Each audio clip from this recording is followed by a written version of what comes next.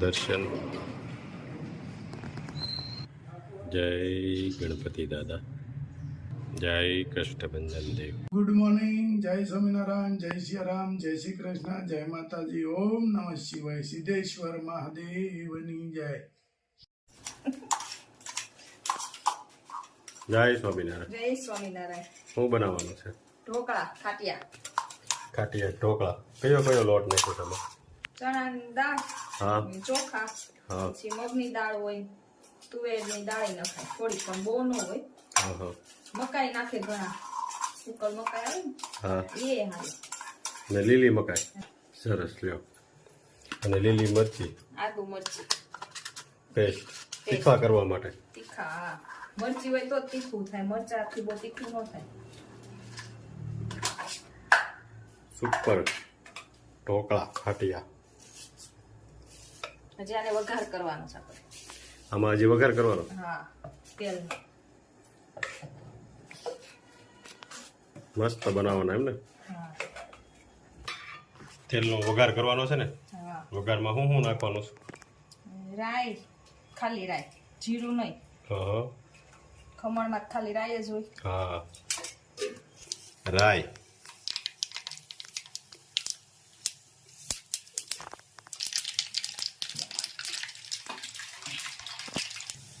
Hello, રાઈ નો વઘાર થઈ ગયો. હવે સીધું ઢોકળાના લોટમાં નાખી દેવાનું એમ ને? અને હવે મિક્સ કરી દેવાનું. મિક્સ કરી દેવાનું બરાબર. છાશમાં પલાળવાનો ને લોટ? છાશ ને ગરમ પાણી. મસ્ત વઘાર થઈ ગયો. હવે ડીશમાં મૂકી દેવાના. હા. આપણે ઊભી સોડા નાખવાના. આવી રીતે થોડું થોડું લઈને એકારે સોડા નહીં નાખ દેવાનું, પણ કદાચ વધુ હોય ને તો આપણે બીજે દિવસે ખાઈ શકાય. ફ્રીજમાં મૂકી દેવાનું. હા, ફ્રીજમાં મૂકી દેવાનું. આને આમે હાથ આવી જાય ને થોડોક, પછી ફ્રીજમાં મૂકો ને એટલે સરસ થાય ઢોકળા. અને બહાર ને બહાર વધારે ખાટાઈ થઈ જાય, હાથો વધારે આવી જાય. એટલે થોડા થોડા આવી રીતે મિક્સ કરી સોડા મિક્સ કરતા જવાના અને મૂકતા જવાના. પછી એકારે નહીં. હા, હવે લીલી મકાઈ એમાં મિક્સ કરવાની. થોડી થોડી થોડી થોડી લીલી મકાઈ એકારે મિક્સ બધું નહીં કરી દેવાનું. જેમ ડીશમાં મૂકવા હોય એમ.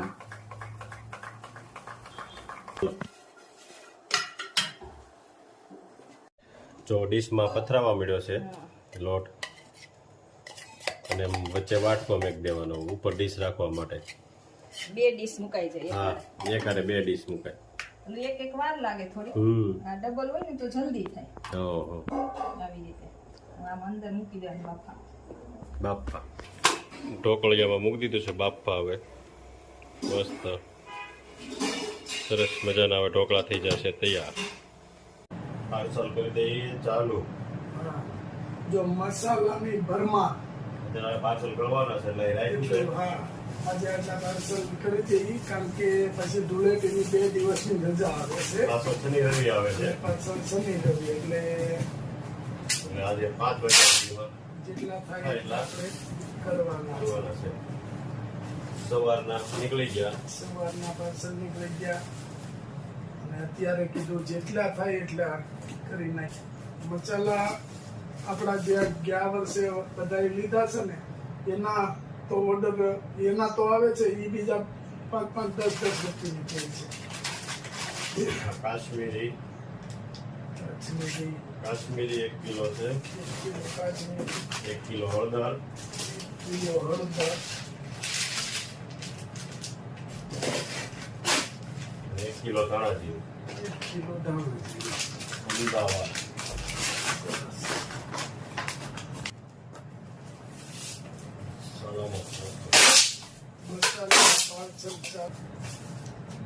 અને આપણે બધું સામે રાખીએ છીએ ગોડાઉનમાં. પાર્સલ કરવા પૂરતો માલ જ આપણે લઈ આવીએ છીએ, કારણ કે આપણે થોડીક જગ્યાનો અભાવ છે.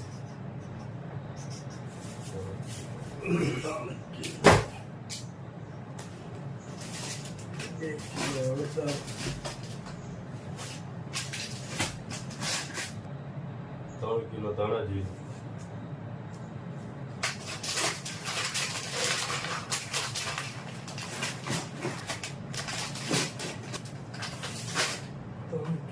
3 કિલો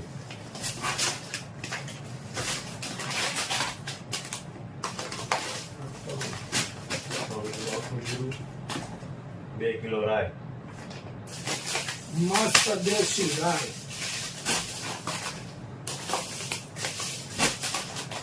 1 કિલો કોક,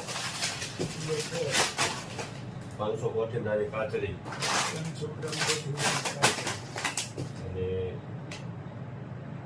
1 કિલો મરચું પાવડર, 1 કિલો.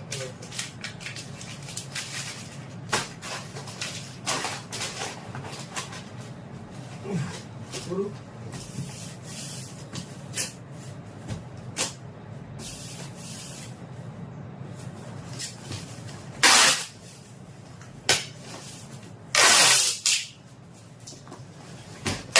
ઓસત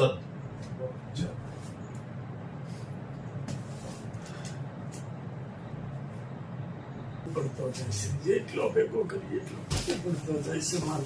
એ મરચું,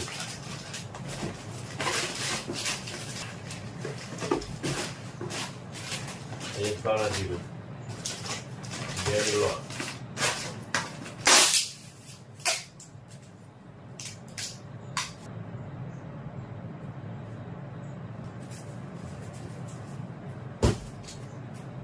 $500 ગ્રામ હેર ઓઇલ,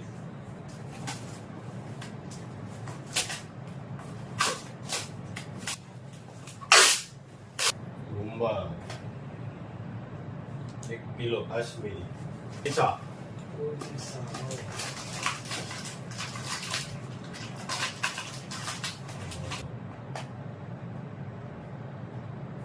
એક હેર ઓઇલ,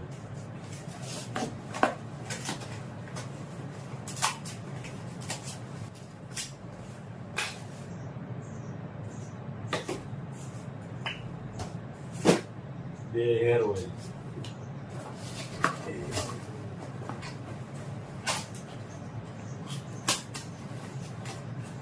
જુનાગઢ ગિરનાર પાન,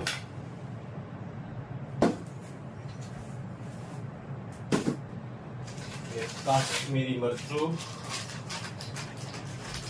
એક ધાણા જીરું, એક કેસુડાનો સાબુ અને છાશ મિશ્રણ.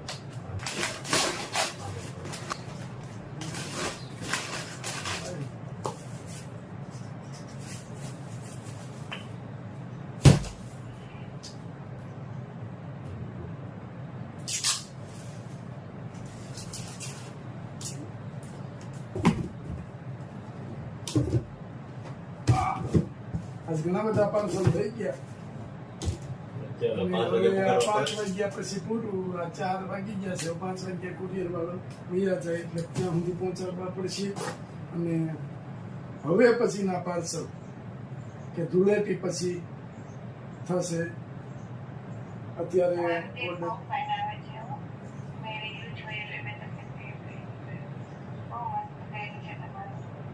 જો હજી રિવ્યુ આવ્યો જ છે, લોકોને આપણે સંભળાવીએ. તમારું તેલ બહુ ફાઇન આવે છે હો. મેં રીલું જોઈ એટલે મેં તમને શેર કરી. બહુ મસ્ત તેલ છે તમારું. થેન્ક યુ બેન. ચલાવવાની અંદર કે આ જે તહેવાર છે, આ તહેવાર ઉપર કે મોટો તહેવાર જે આવે છે ધૂળેટી અને હોલિકા માતાનો, એની ઉપર એક દુઃખદ ઘટના બની છે કે મિત્રને એ 2 ભાઈઓ કે કોઈ અણબનાવથી હતું એને, તો એની માટે 2 ભાઈઓ ઝઘડો કરતા હતા. તો એનો મિત્ર એને સમજાવવા ગયો તો માથામાં લોખંડીની તીક્ષ્ણ હથિયાર મારી અને મિત્રની હત્યા કરી છે. આ 3 દિવસથી પેલા અમરેલી લઈ ગયા, તો અમરેલી ડોક્ટરે ના પાડી દીધી, ત્યાંથી રાજકોટ લઈ ગયા, રાજકોટથી અમદાવાદ લઈ ગયા, અને અમદાવાદથી ભાઈને ભગવાન ધામમાં જતા રહ્યા, ભગવાન પાસે. એટલે આ તહેવાર કે હોળીનો તહેવાર આવે છે, હોલિકા માતા ધૂળેટી, તો આ તહેવાર એના માવતરને દર વર્ષે યાદ આવે. અને મિત્રતામાં આ વસ્તુ હોવી જ ન જોઈએ કે એ તો તમારું સારું કરવા આવ્યા હતા. તો એને કોઈ સ્વાર્થ વગર હતું કે અહીંથી આ ભાઈ બાજુ બોલું કે આ ભાઈ બાજુ બોલું, એવું કોઈ વસ્તુ હતી નહીં. 2 ભાઈઓને સમજાવતા હતા અને મિત્રએ મિત્રની હત્યા કરી. તો આ એક દુઃખદ ઘટના કહેવાય આપણે ચલાળાની અંદર. તો ચલાળાની અંદર આવી ઘટના બની છે અને એમને જે ભાઈ હતા, જે મૃત્યુ પામ્યા છે, એ ભાઈ એક જ ભાઈ હતા અને એના માવતરને કે કેટલું બધું દુઃખ થયું હશે. અને આ તહેવાર તો એના માવતરને જિંદગીભર નહીં ભૂલાય, કારણ કે ઘરમાંથી જુવાન જોત કે અત્યારે માવતરને નિવૃત્ત થવાની ટાઈમ હતો ત્યાં આ વસ્તુ બની. અને એના માવતરે કે જ્યાં સુધી અમે ઓળખી ત્યાં સુધી બહુ મહેનત કરી છે, પુષ્કળ મહેનત કરી અને ભાઈને ભણાવી, ઉછેરી, ભણાવીને મોટા કરી અને નોકરી સુધી પહોંચાડ્યા હતા. પણ રાત દિવસ મહેનત કરી છે. આપણી નજરની સામે જ હતા, આપણા ગામમાં હતા, રાત દિવસ મહેનત કરી છે અને બહુ મહેનતુ માણસ હતા. અને અત્યારે નિવૃત્તને સમયે આવું ઘટના બની, બહુ દુઃખદાયક છે. પણ કુદરતના હાથની વાત હતી તો કુદરત પાસે તો આપણું કંઈ ચાલે નહીં. ભાઈની આવડતા એટલી હશે તો એમના પરિવારજનોને કે એના માવતરને કે ભગવાન દુઃખ સહન કરવાની શક્તિ આપે અને ભાઈના દિવ્ય આત્માને સ્વામિનારાયણ ભગવાન શાંતિ આપે એવી સ્વામિનારાયણ ભગવાનના ચરણોમાં પ્રાર્થના. પણ જે આ દુઃખદ ઘટના બની છે એ બીજી ફેરું ન બને એના માટે બધાને મારી બે હાથ જોડીને મારી વિનંતી છે કે આ વસ્તુ ન થવી જોઈએ. તમારી એક ભૂલના કારણે કે ક્ષણભરનો ગુસ્સો હોય એમાં તમે આવડું મોટું પગલું ભરી લ્યો તો પાછળવાળાની જિંદગી ખરાબ થઈ જાય. જવાવાળા જતા રહ્યા, પાછળવાળાની જિંદગી ખરાબ થઈ ગઈ.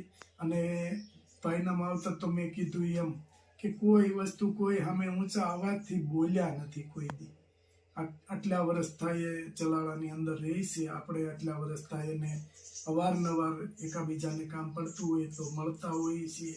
પણ થોડુંક બહુ મોટી ભૂલ કરી છે ભાઈએ. પણ જે ભગવાનને ધાર્યું છે એ જ થવાનું હોય.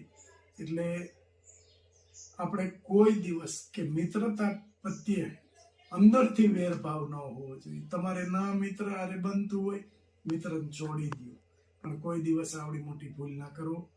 કારણ કે એ તમારી ભૂલથી મેં આગળ પણ કીધું કે કયક જિંદગી ખરાબ થઈ જાય છે. જય સ્વામિનારાયણ.